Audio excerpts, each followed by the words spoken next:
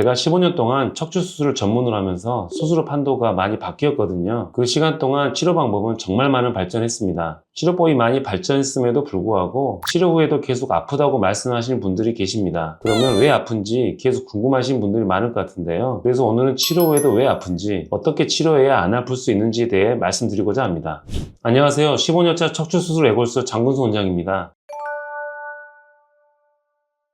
대부분의 환자분들은 치료가 잘 되어서 빠른 시일 내에 증상이 좋아지세요. 하지만 모든 환자분들이 증상이 바로 좋아지지는 않습니다. 주사치료 한다거나 시술을 한다거나 수술을 하더라도 요즘은 진단 기술과 치료 방법이 발달되어 90% 이상은 치료가 잘 됩니다. 처음에는 좋아진 듯 하다가도 퇴원하고 일상생활 복귀하고 활동량이 늘게 되면 신경이 저리고 근육이 뭉치는 듯한 쥐내리고 담이 결린 듯한 증상이 나타날 수 있습니다. 이러한 원인으로는 시간이 지나 해결되는 문제, 환자 문제, 의사 문제로 나눠볼 수 있겠습니다. 첫 번째, 시간이 지나야 해결이 되는 문제. 협착증이나 디스크로 신경이 오래 눌린 경우는 수술을 하더라도 증상이 호전되는 데는 시간이 오래 걸릴 수 있습니다. 신경이 전선이라면 오래되어 피복이 벗겨지고 합선이 된 것과 같은 현상입니다. 실제로 내시경으로 수술하다 보면 신경이 붓고 색깔이 변한 것을 많이 보게 됩니다. 신경 부종이 가라앉고 회복되는 데는 시간만한 약이 없습니다. 그동안 신경통 약을 드시고 재활 치료를 하며 좋은 자극을 계속 주는 것이 중요합니다. 두 번째, 환자의 문제. 환자의 문제라고 썼지만 정확하게 말씀드리자면 환자분 신체의 또 다른 문제 때문입니다. 두 가지를 대표적으로 말씀드릴 수 있을 것 같은데요. 첫 번째, 빈혈, 당뇨, 만성 신부전 같은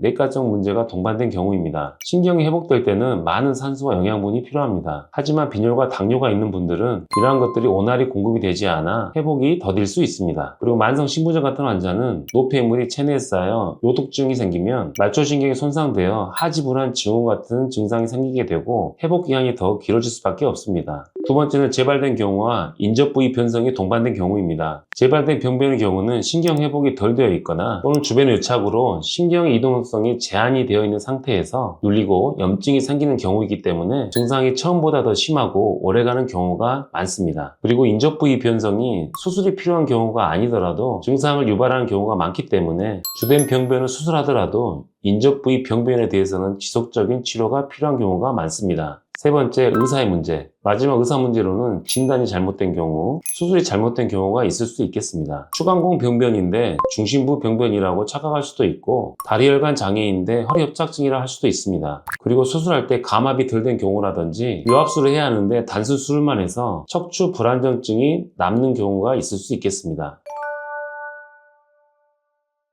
간단하지만 어려운 질문이네요. 근본적인 원인을 100% 찾는다는 건 하나님만이 할 수 있겠죠. 환자의 증상을 꼼꼼히 진찰하고 CT, MRI, EOS 같은 진단 영상 기기를 이용해서 진단을 잘 해야 되겠죠. 이에 따른 치료는 크게 두 가지가 있습니다. 첫 번째, 염증 치료와 두 번째, 염증 원인을 제거하는 감압술입니다. 신경이 눌려 아프다는 건 염증이 있다는 것이기 때문에 염증을 완화시켜주고 계속 재발된다면 근본적인 원인을 제거해주는 감압술이 필요하게 됩니다. 첫 번째, 디스크. 기존의 염증 치료 방법은 먹는 약, 안정, 물리치료, 신경 차단술 등이 있습니다. 시간이 좀 걸리지만 안전하고 인체에 큰 무리가 없는 치료입니다. 하지만 극심한 통증으로 빠른 염증 치료를 원하는 분들은 신경 성형술 같은 시술을 할 수도 있습니다. 그리고 디스크가 흘러나와 염증을 유발하는 경우 이 부분을 고주파 열 에너지로 지지는 방법도 있습니다. 그럼에도 불구하고 통증이 지속되는 경우 디스크를 제거하는 수술이 필요합니다. 요즘도 많이 하는 현미경 수술이 있지만 역사로 보면 큰 절개 수술, 현미경 수술, 채소침수 수술, 내시경 수술로 발전되어 왔습니다. 기존의 수술 방법이 절개가 크고 정상 조직이 손상된다는 단점이 있기 때문에 척추 내시경 수술로 진화되어 왔다고 보시면 됩니다.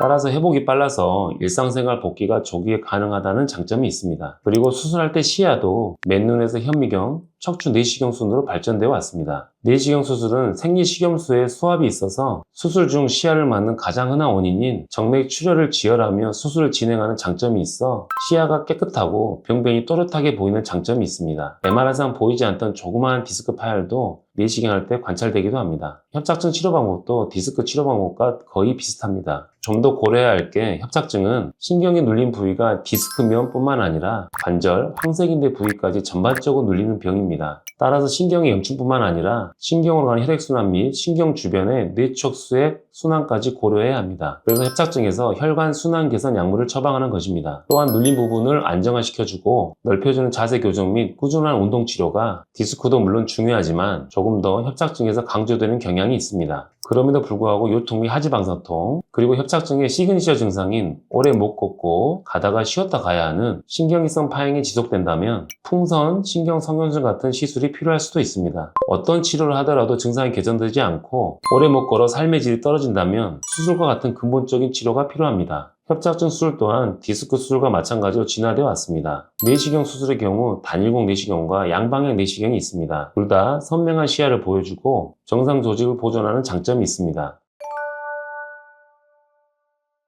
첫 번째, 공부를 많이 하는 의사. 척추 내시경 수술의 적응증이 기존 현미경 수술과 크게 다르지 않습니다. 그리고 내시경 수술 중 문제가 되면 극히 드물지만 열어야 되는 경우가 생길 수도 있기 때문에 절개 수술을 어느 정도 자신 있게 하시는 분이 좋습니다. 그리고 내시경도 단일공 내시경과 양방향 내시경이 있는데 둘 다 장점이 있습니다. 각 질환에 맞게 수술 방법을 잘 선택할 수 있는 의사 선생님들이 계신 병원이 좋겠습니다. 종합해보면 10년 이상 현미경 수술부터 내시경 수술까지 다양한 케이스와 합병증을 경험해보신 선생님을 찾아가시면 될 것 같습니다. 두 번째, 여러 재활 시스템이 잘 갖춰진 병원, 또한 수술 후 재활 시스템이 잘 갖춰진 병원을 추천드립니다. 수술의 궁극적인 목적은 통증 없이 잘 걷는 것입니다. 많은 병원들이 수술 후 재활을 환자에게 떠넘기거나 누워있거나 서있는 자세 같이 정적인 자세에서 치료가 들어갑니다. 하지만 실제로 걸을 때 어떤 자세가 좋고 어떻게 걸어야 하는지, 그리고 걸을 때 바른 자세를 유지하려면 어떤 관절이 더 움직여야 하고 근육은 어디가 더 풀려야 하는지 확인해 주는 것이 좋습니다. 오늘 영상에서 설명해드린 협착증 도움이 되셨나요? 협착증과 관련해서 더 궁금증이 있는 분들께서는 댓글 남겨주시면 제가 직접 확인 후에 답변을 달아드리도록 하겠습니다. 여러분의 건강한 일상 응원합니다. 척추교실 장군수 원장이었습니다. 감사합니다.